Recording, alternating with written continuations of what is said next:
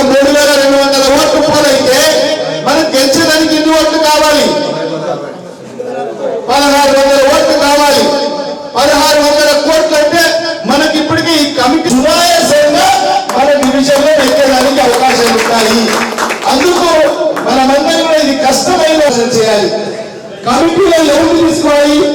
ఎవరైతే నిబద్ధతగా పనిచేయగలుగుతారో 21వ తేదీ డిసెంబర్ 21వ తేదీ మనందరి ప్రియతమ నాయకుడు మాజీ ముఖ్యమంత్రి వైఎస్ఆర్ కాంగ్రెస్ పార్టీ రాష్ట్ర అధ్యక్షుడు శ్రీ వైఎస్ జగన్మోహన్ జన్మదినోత్సవ శుభాకాంక్షలు తెలియజేసుకుంటూ ఒక కేక్ కట్ చేసుకొని ఒక తీర్మానాన్ని మనం ప్రవేశపెట్టాల్సిన అవసరం ఉంది. స్థానికంగా సంబంధించిన మన డివిజన్ లో ఏదైనా సమస్య ఉందో దాని మీద కూడా ఒక తీర్మానం ప్రవేశపెట్టాలని చెప్పి కూడా కేంద్ర వైఎస్ఆర్ కాంగ్రెస్ పార్టీ కార్యాలయం నుంచి మనకు వార్తలన్నీ మరి జన్మదినోత్సవ శుభాకాంక్షలు తెలియజేసుకుంటూ 2 తీర్మానాలు మనం ప్రవేశపెట్టాల్సిన అవసరం ఉంది. దాన్ని ఆమోదింపజేసి ఈరోజు గవర్నమెంట్ మెడికల్ కాలేజీని ఈరోజు ఈ కూటమి ప్రభుత్వం వచ్చిన తర్వాత, ఎందుకంటే మనకు రిమ్స్ హాస్పిటల్ ఉంది, అది గవర్నమెంట్ ఆధ్వర్యంలో నడుస్తుంది. మన పేద ప్రజలు మధ్యతరగతి కుటుంబాలు అక్కడికి వెళ్ళి డబ్బులు పెట్టి మనం జబ్బులు నయం చేసుకునే పరిస్థితి ఆపరిస్తుంది. మరి ఖచ్చితంగా దీన్ని చెప్తే మన రాష్ట్రంలో సుమారుగా 2 కోట్ల సంతకాలు చేయడం జరిగింది. మన నియోజకవర్గంలోనే 60,000 సంతకాలు చేయమని చెప్పి మనకు ఆదేశం పార్టీ నాయకులు కార్యకర్తలు చేసే సంతకాలు. ఎందుకంటే మేము వ్యతిరేకిస్తున్నాము, మా నాయకులు తీసుకున్న నిర్ణయాన్ని మేము వ్యతిరేకిస్తున్నాము, కానీ మీరు ఫోటోలు తీసి వ్యతిరేకంగా వాళ్ళందరూ కూడా ఉన్నారు. అందుకే ఇవాళ ఈ 18 మాసాలలో మరి గతంలో మరి ఏదైతే జగన్మోహన్ గారి ప్రభుత్వంలో ప్రతి నెల ఏదో ఒక సంక్షేమ పథకం ద్వారా మన సూపర్ 6 అన్నాడు, సూపర్ 7 అన్నాడు, 163 హామీలు ఇచ్చాడు. ఏ ఒక్క హామీ కూడా అవసరమైతే ఏ ఒక్క హామీ కూడా నెరవేర్చలేదు. ముఖ్యమంత్రి అయిన తర్వాత క్రమేణా పెంచుకుంటూ ఆయన ముఖ్యమంత్రిగా దిగిపోయే నాటికి 39 లక్షలు పోయి 66 లక్షలు తీసుకెళ్లాడు జగన్మోహన్ గారు.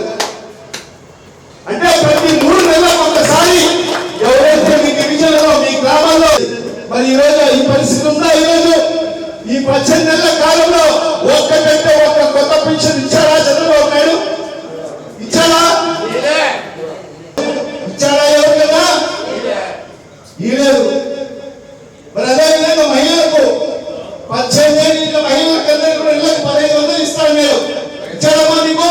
ఇది దేశంలో ఏ రాష్ట్రంలో కూడా లేని పథకము మన రాష్ట్రంలో జగన్మోహన్ గారు తీసుకొచ్చారు. ఎందుకు తీసుకొచ్చారంటే మన పిల్లలు చదువుకోవాలి.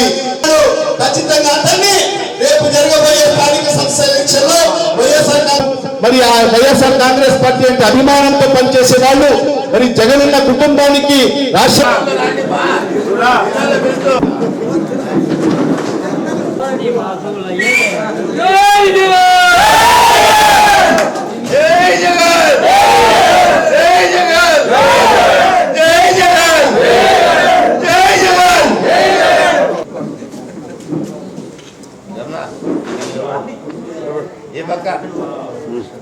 అధ్యక్ష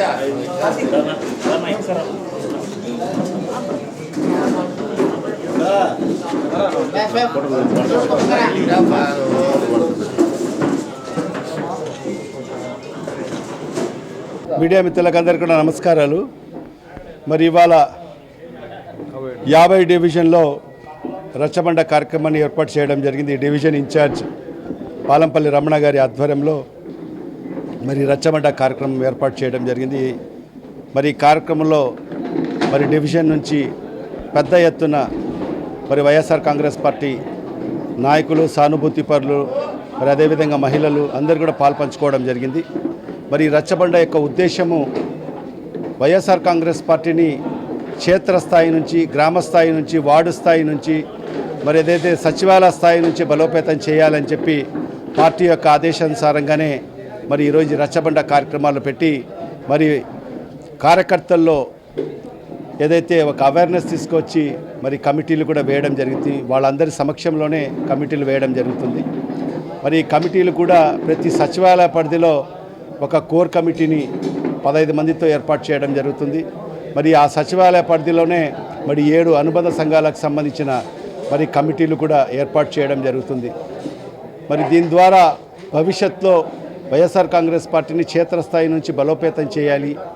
మరి అదేవిధంగా రేపు ఏ ఎన్నికలు వచ్చినా కూడా సంసిద్ధంగా ఉండాలి అని చెప్పి ఆలోచనతోనే మరి పార్టీ యొక్క రాష్ట్ర అధ్యక్షులు శ్రీ వైఎస్ జగన్మోహన్ రెడ్డి గారి ఆదేశాలతోనే మరి ఈరోజు వైఎస్ఆర్ జిల్లాలో ఇది పైలట్ ప్రాజెక్ట్ కింద తీసుకొని మరి ఈరోజు ఈ కార్యక్రమాల్ని ముందుకు తీసుకెళ్తున్నాం. దాంట్లో భాగంగానే మరి ఈరోజు 50 డివిజన్లో కూడా రమణ గారి ఆధ్వర్యంలో మరి రచ్చబండ కార్యక్రమం ఏర్పాటు చేయడం జరిగింది. ఇక్కడే మరి కమిటీలన్నీ కూడా మరి ఈరోజు వేయడం జరిగింది. మరి ఇంకా కొన్ని పేర్లు అది 1-2 రోజుల్లో కంప్లీట్ చేసి మరి రమణ ఆ కమిటీలన్నీ కూడా సబ్మిట్ చేయడం జరుగుతుంది.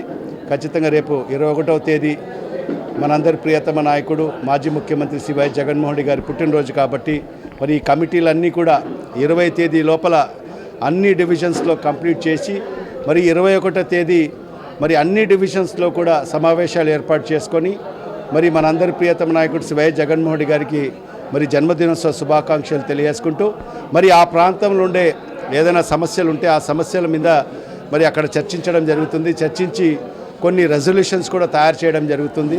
మరి క్షేత్రస్థాయిలో మరి వాళ్ళకి ఏం అవసరాలు ఉన్నాయో మరి ఆ రెజల్యూషన్స్ మరి అదేవిధంగా రాష్ట్ర స్థాయిలో మరి ఈరోజు బర్నింగ్ ఇష్యూ ఏది ఉందాయో దాని మీద కూడా రెజల్యూషన్ చేసి మరి రాష్ట్ర కార్యాలయానికి వైఎస్ఆర్ కాంగ్రెస్ పార్టీ కార్యాలయానికి పంపించడం జరుగుతుంది. తద్వారా మరి ఈ ప్రాంతంలో ఏ ఏ సమస్యలు ఉన్నాయనేది మన రాష్ట్ర అధ్యక్షులు శ్రీ వైఎస్ జగన్మోహన్ రెడ్డి గారి దృష్టికి వెళ్తాయి. కాబట్టి ఇవన్నీ కూడా నోట్ చేసుకొని భవిష్యత్తులో మన ప్రభుత్వం అధికారంలోకి వచ్చిన తర్వాత ఖచ్చితంగా ఆ సమస్యలన్నీ కూడా పరిష్కరించాలనే ఉద్దేశంతో మరి ఈ రకమైన ఒక సమాలోచన చేసుకొని మరి ఈ రకంగా చేయాలి. ప్రతి నెల కూడా మరి సమావేశాలు ఏర్పాటు చేసుకొని మరి ఆయా ప్రాంతాల్లో ఏ సమస్యలు ఉన్నాయో ఆ సమస్యలు ఒక రెజల్యూషన్ రూపంలో మరి రాష్ట్ర కార్యాలయానికి పంపిస్తే మరి అవన్నీ కూడా ఫీడ్ కావడం జరుగుతుంది.